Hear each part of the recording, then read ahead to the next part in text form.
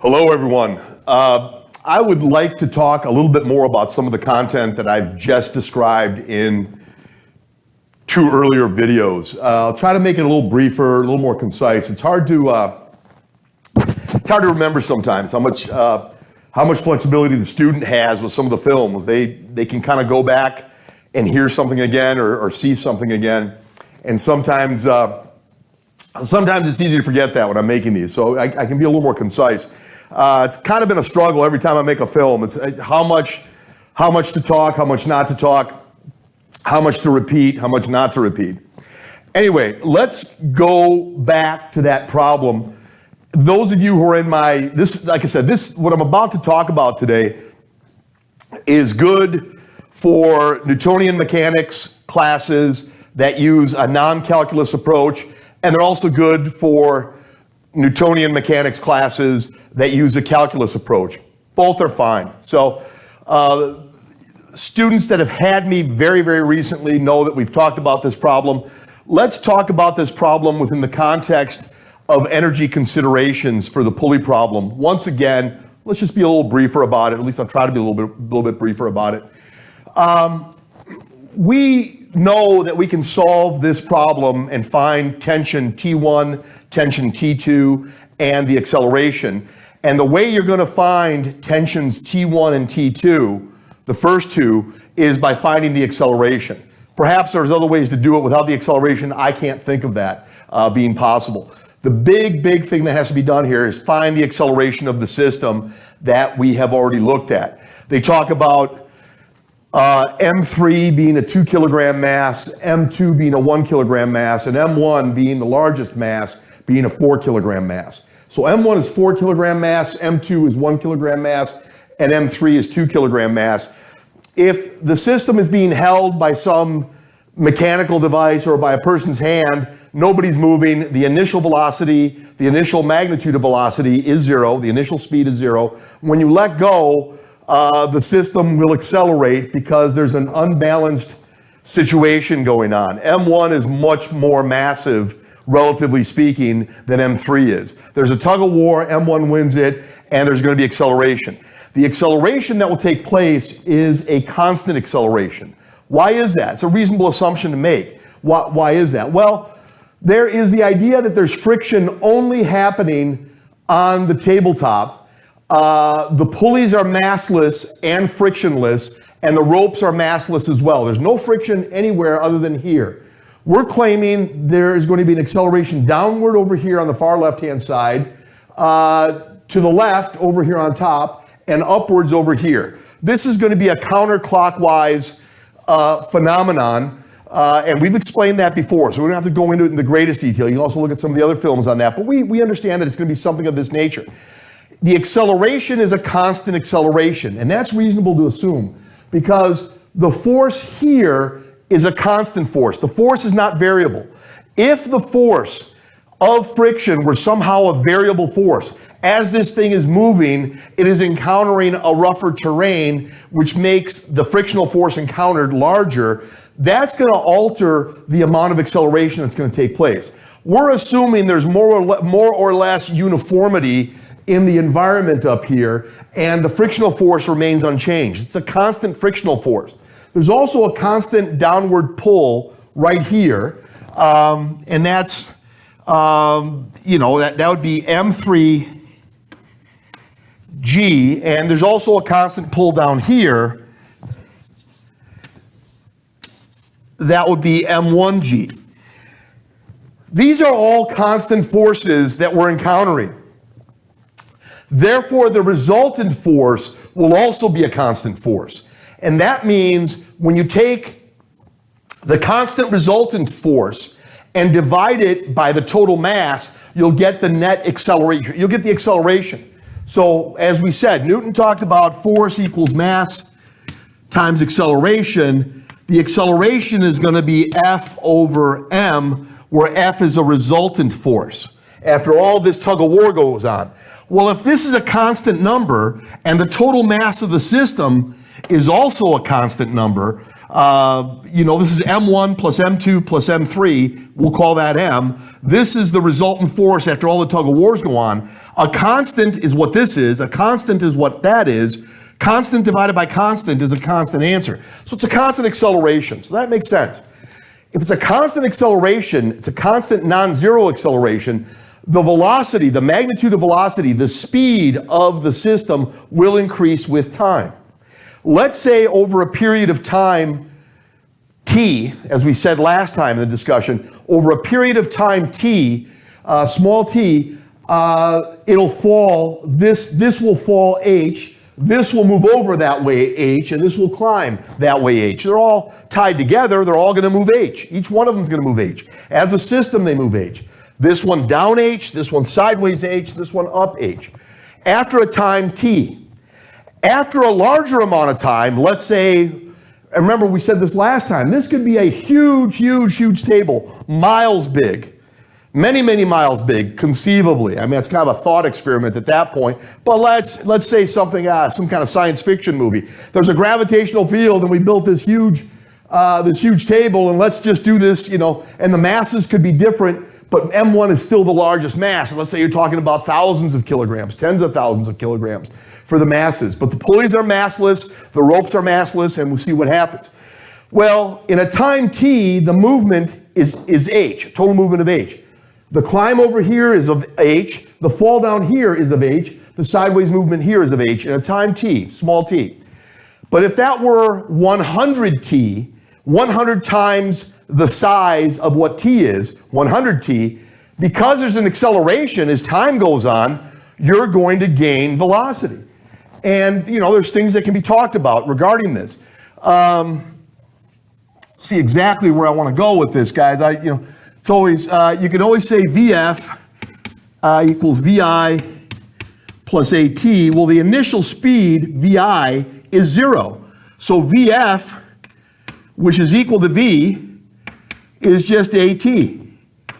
So V is AT. So we can talk about it that way if you wish. So that's kind of interest there, as they say. So this is, the V is the same as VF, and that's this, and we got it from all this right here, having used this stuff. Well, it's what it is. I mean, we can say it that way. I talked about this last time we were together, so it's a reasonable thing. The terrain here is it's uniformly difficult. It is something that creates, there's a frictional force that is encountered, which means that any work that's being done against this frictional force will produce thermal energy. And the longer this is moving, the longer distance this object, mass number 2, is moving, the more thermal energy is being created. The more work you have to do against friction, creating thermal energy. Okay, we talked about all of this in one capacity or another, guys, earlier. But I just needed to say, okay, let's look at it in that regard. So it is uniformly that way. F is a constant. Small f is a constant. It's the constant frictional force. So we said the A is a constant acceleration. When you have a constant acceleration, the kinematic equations of old play a role for us. We will call the distance h, the climb, or the fall, both size h, or the sideways movement, size h. We'll say h is equal to d in the kinematic equations. D equals Vf squared minus Vi squared over 2a. D equals Vit plus 1/2 At squared. We said initially you're holding on to the system somehow, either mechanical device or with your hand, or something's holding on to it. If it's some huge apparatus, we'll have to say mechanical measures are taking place in some kind of experiment that you're doing in some huge gravitational field, or any kind of gravitational field for that matter, if you want to go hypothetical like that. V sub I is equal to 0. V sub I is equal to 0 meters per second. V sub F is V. H is the same as D in these things right here. So we've got that. So H equals D, V sub F equals V. I kind of say that here as well. If that's the case, if V sub I is equal to 0, that's 0. You got Vf squared over 2a is equal to D, and D is H. H is equal to V sub F squared over 2A. We said V sub F is just V. If VI is 0, then you got 1/2 AT squared, and we said D is equal to H, and we got this. So this, either one of these can prove useful.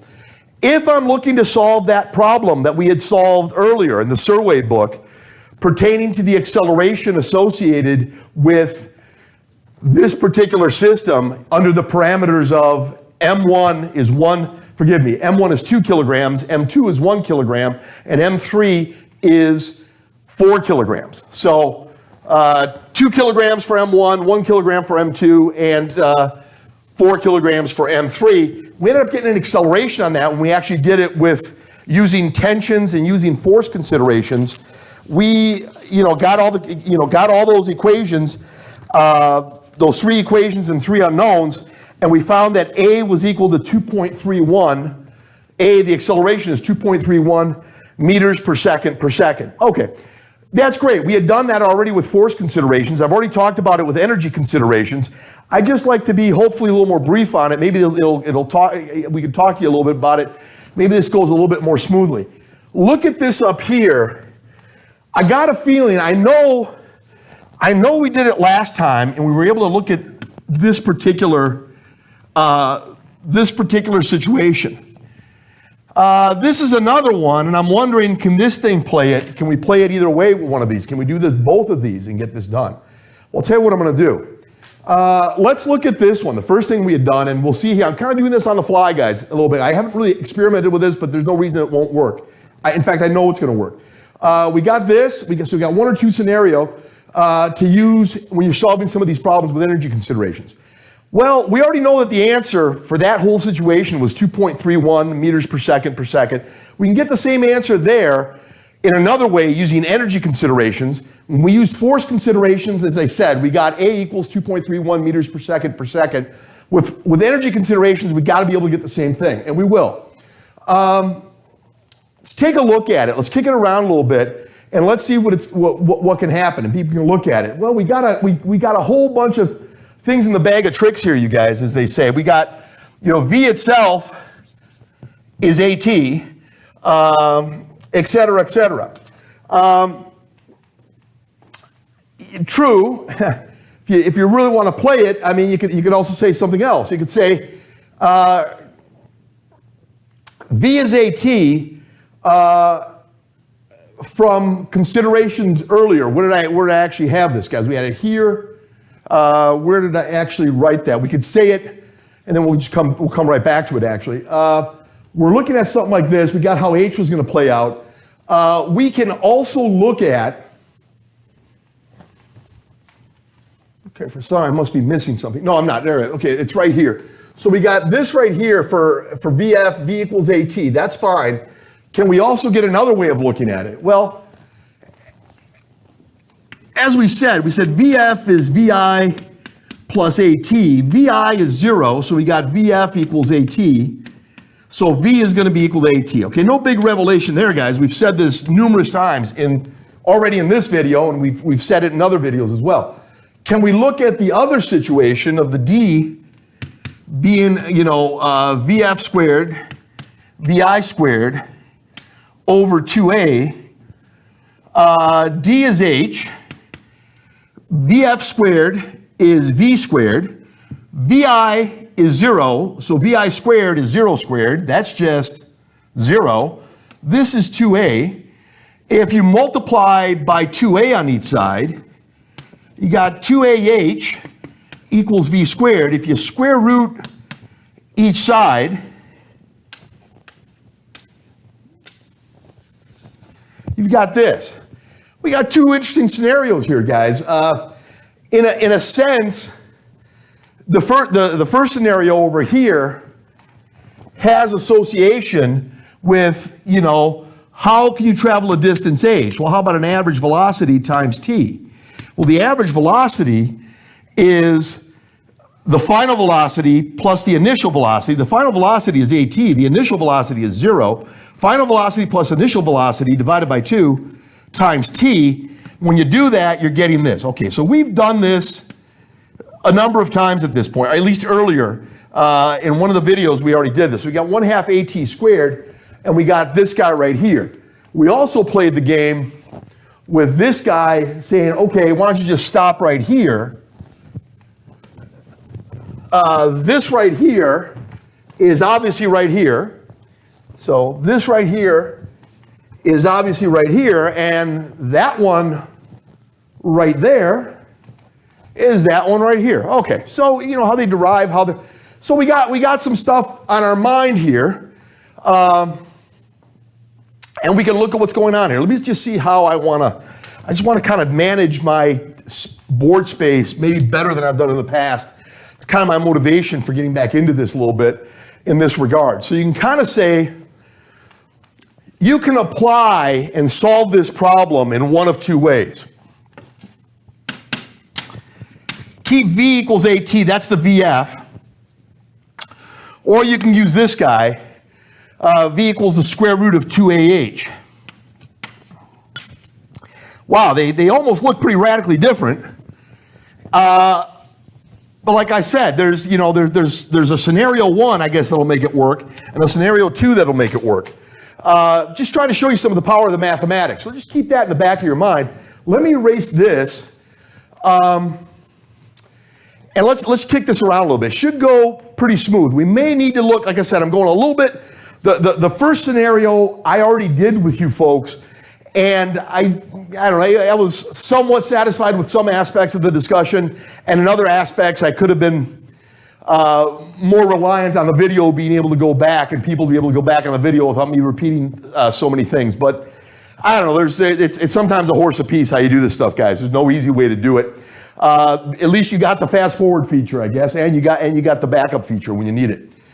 When you're looking at something like this, the first scenario is basically the way, scenario 1 right here, and, green scenario 1 using that, and red scenario 1 using this.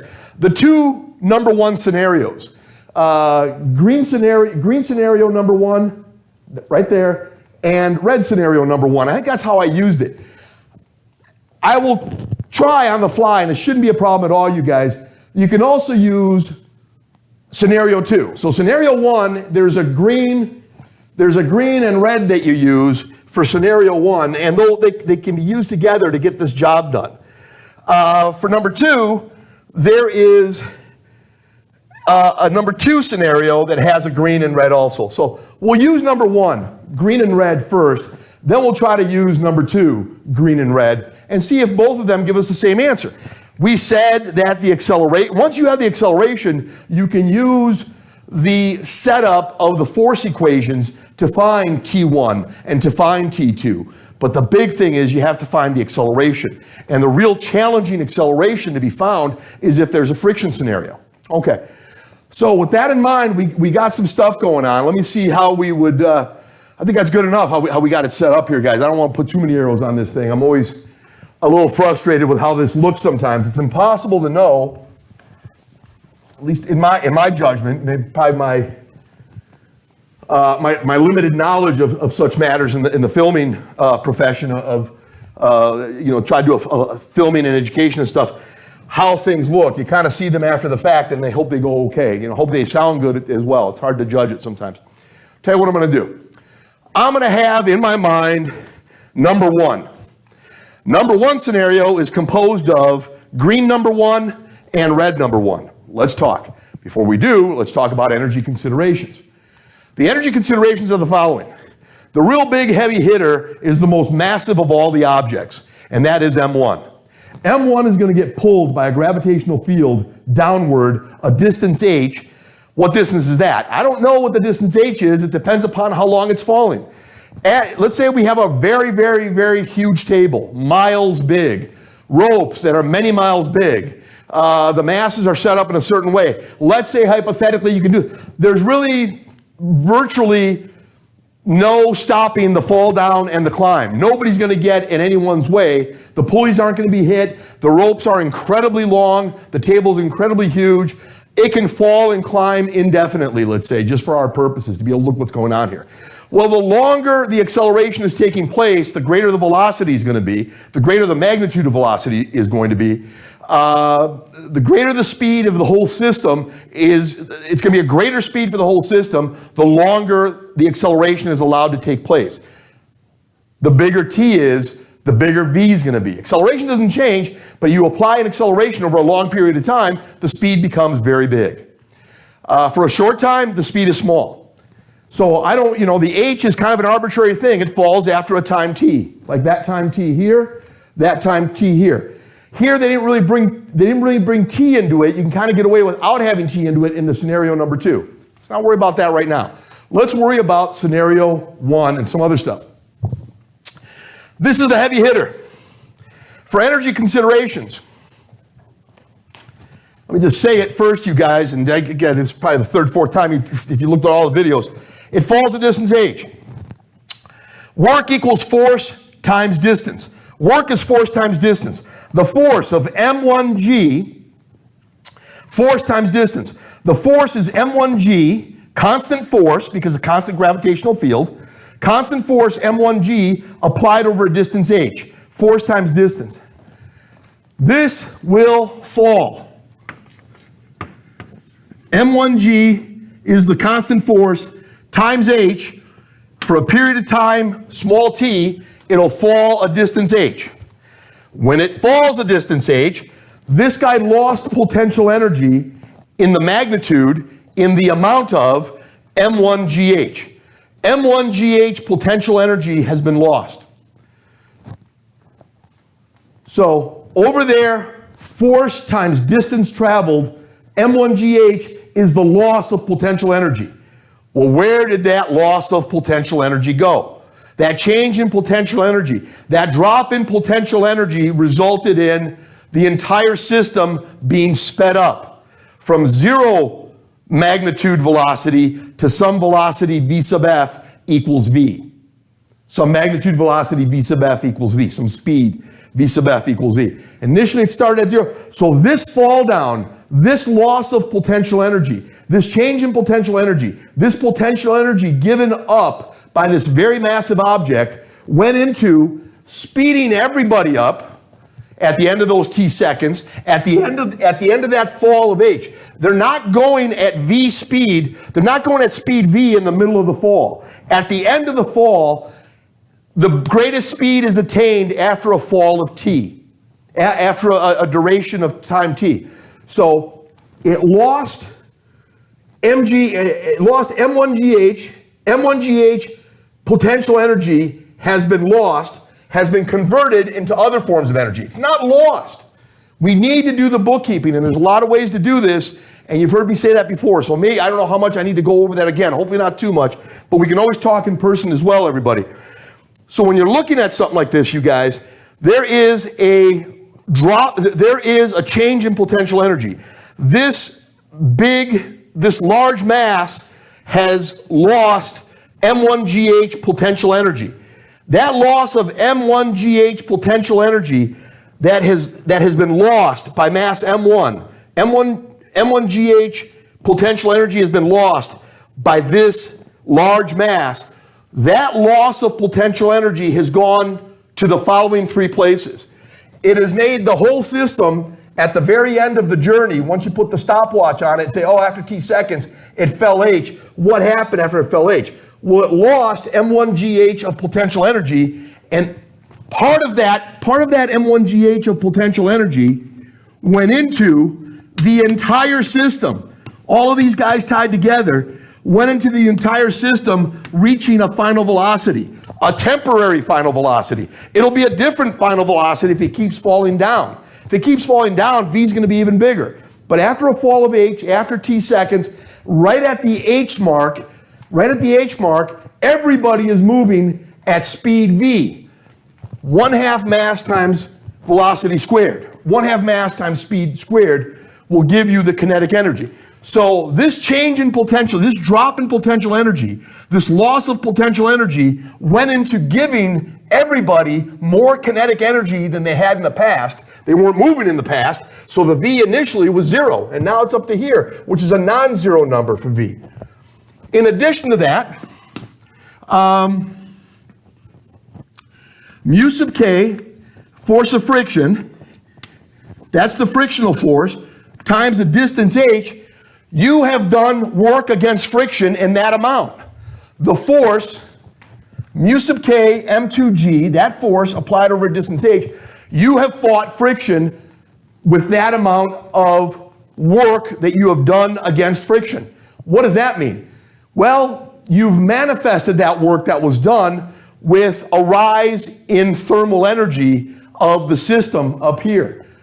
There is an increase in thermal energy when you make this thing go that way. So you have that as well. In addition to that, M3 ended up gaining potential energy.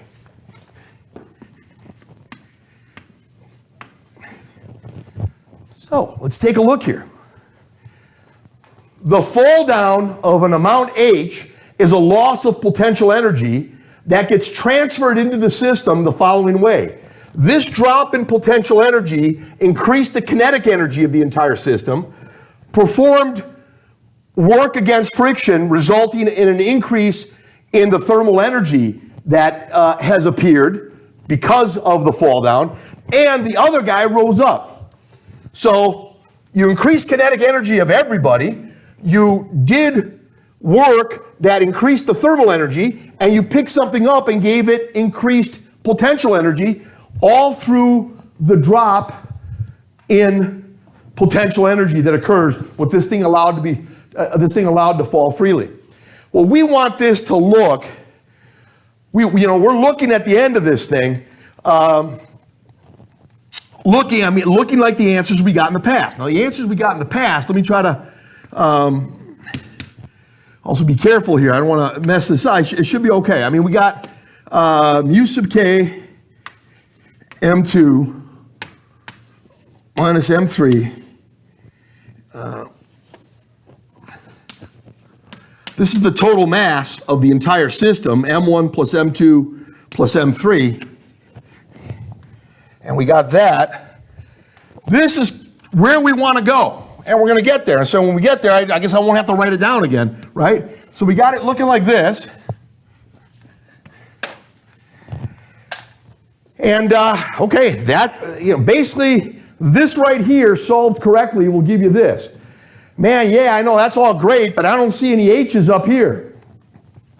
I don't see any H's up here. And H is kind of a variable quantity. It depends on T. The shorter T is, the shorter H is. The longer T is, the longer H is. And this is kind of this is a standard. These are all constants. There's a lot, these are all constants. I don't want a variable H there. Well, there's an H and there's a T and they're both variable and I got to get around it so I can get an answer like this. And this is what I did last time, you guys. Shouldn't have been too bad. I think we did it okay.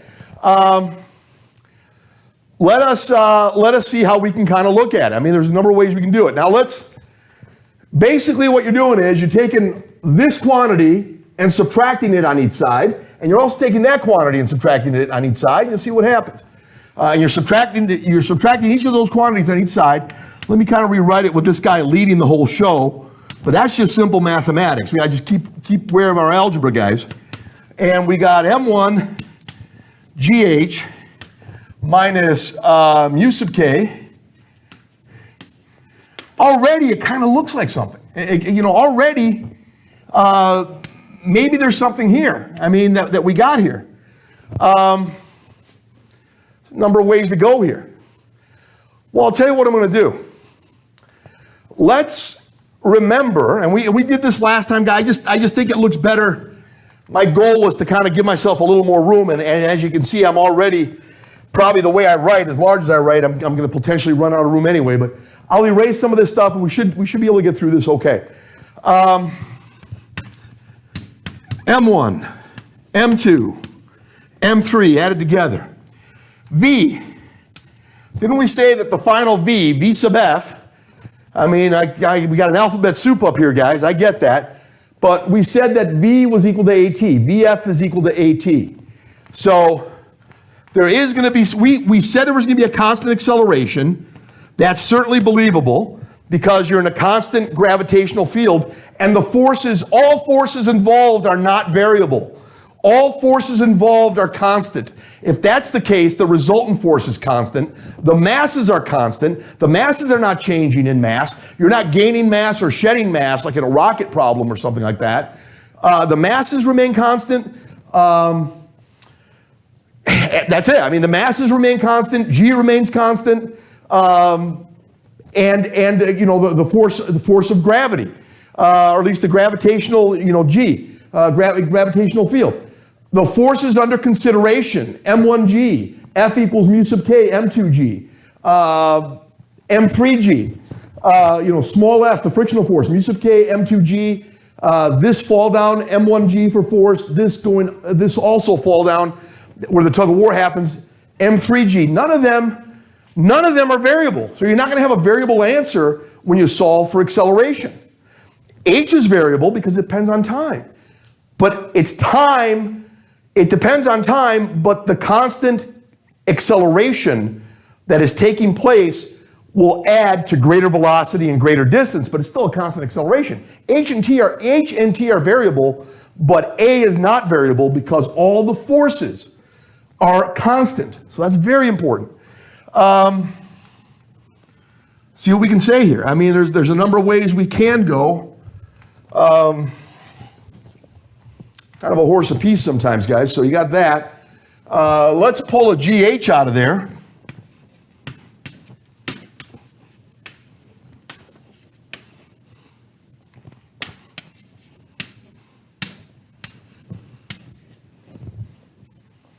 We got it down to here.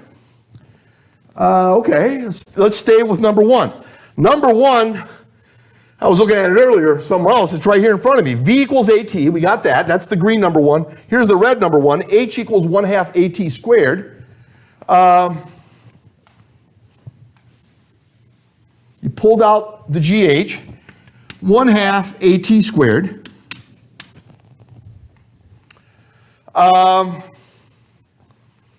Yeah, it's looking pretty good. Let me see how we ended up playing this thing. We can play this a whole bunch of ways, guys. What happens here is, we can, I don't know, I just don't want to, I want to make sure everybody can see what I'm doing here.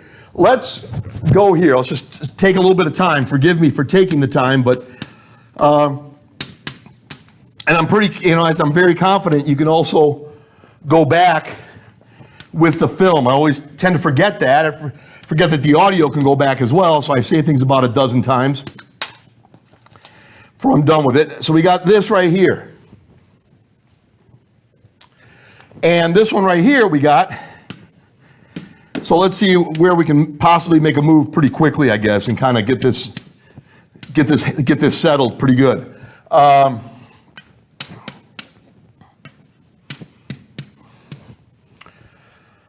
Well, I'll tell you what, we all got it down here. I mean, like I said, I'm trying to remember we do have the technology to go backwards here as well. Let's multiply by 2 on each side. The half becomes a 1. The half becomes a 1. Let's divide by t squared on each side.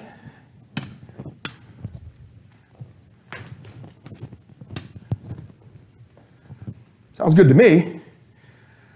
Let's divide by a on each side. This is out of here.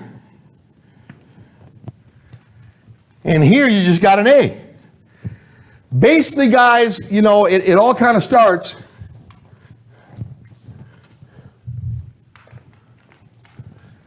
I mean, it starts earlier than this, but here is a certain starting point, I guess you could say. Solve for A.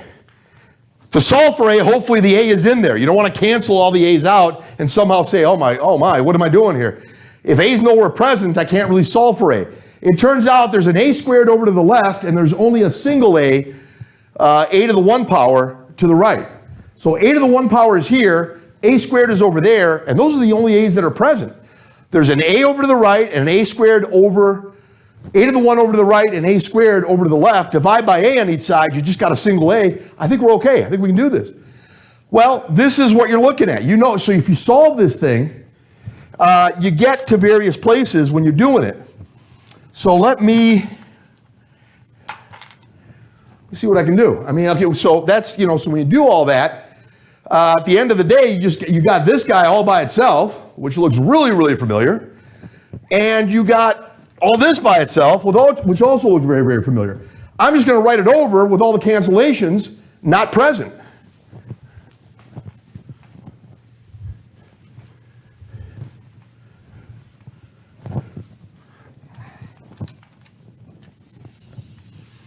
Okay, pretty important move right here to get to that. Okay. At the end of the day, what we got is the halves are out of there. You got M1 plus M2 plus M3. M1 plus M2 plus M3, and an A right here. You got M1 minus mu sub K, M2 minus M3 times G. I got to solve for A. I'm going to divide by the quantity, the sum of the items, M1, M2, M3. I'm going to divide by the sum of M1 plus M2 plus M3 on each side. I'm going to divide by that sum on each side, and there it is. And there it is. And there it is. Now, yeah, absolutely. It works. Let's try. I didn't do this. That's what I did last time, essentially, you guys, to look at it. Let's go. Let's keep going. Let's kind of look at the arguments we made earlier. Let's look at the number 2 scenario. We looked at the number 1 scenario, and it worked out pretty good, actually.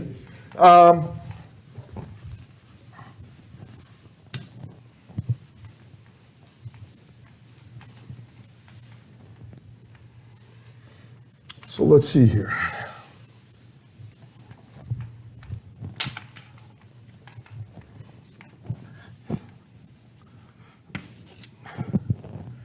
So M3G.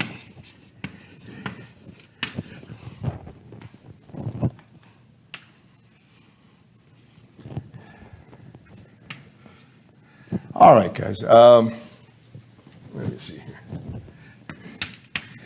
All right, there it is. And let's play the number 2 scenario there. Let's talk about V being this. Now again, this scenario we talked about T, and T was variable. A small t meant a small fall down, H, and a small climb, H, and a small sideways movement, also of H. There's a total movement of H if T is small. There is a small movement called H if T is really small. If T is really big number, then H is a big number. There's a great distance totally moved, sideways, downward, and upward, everybody going counterclockwise, if T is a big number. The same reality holds here, even though in the number 2 scenario, I don't have a specific time. The same reality holds. Large amount of time means large amount of time means a large H. Small amount of time means small h. Okay, let's go. V is the square root of the quantity V, which is V sub f, the final velocity. V sub f equals the square root of the product, 2AH. And H is V squared over 2A. So I'm using that, the number 2 scenario there. Let's see what happens.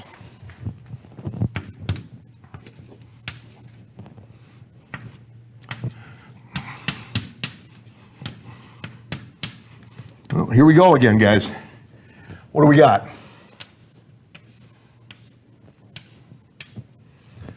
Whoa, did not want to do that. Okay, let's see. V squared. V squared, if you square each side of this equation, you got V squared equals 2AH.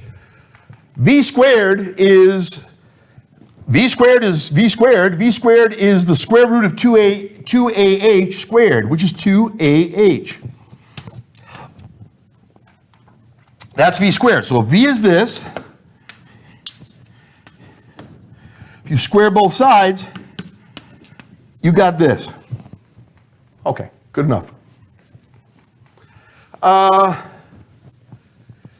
You know, there's a number of ways we could go here. we could go here. It's kind of interesting.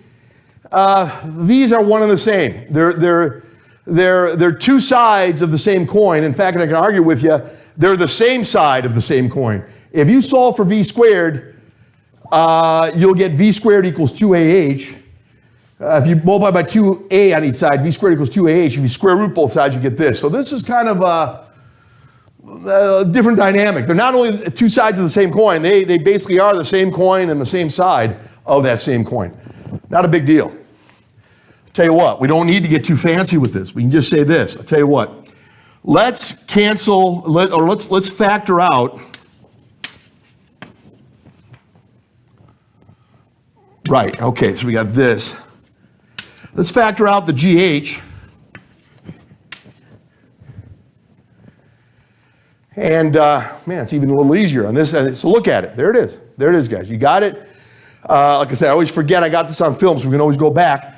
Why don't we divide h on each side? Why don't we divide by h on each side? Why don't we take 2 and multiply it with a half? 2 times a half is just 1. And what we end up getting is m1 plus m2 plus m3 times a equals m1 minus mu sub k times m2 times m3 times g. Get a by itself by dividing by the sum m1 plus m2 plus m3 on each side, and there it is. You're looking right at it. It's the same thing.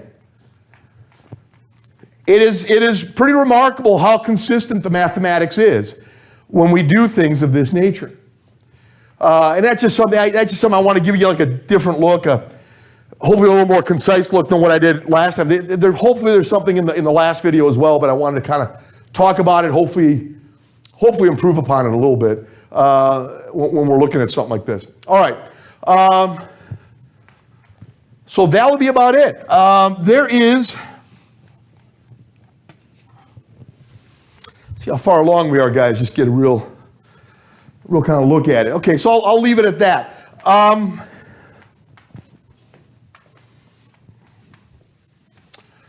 I think I'll leave it. I think I'll leave it right there. There's other problems we have done related to this. So I think we'll leave it right there. All right. Thank you for your time, and we'll see everybody soon. Take care.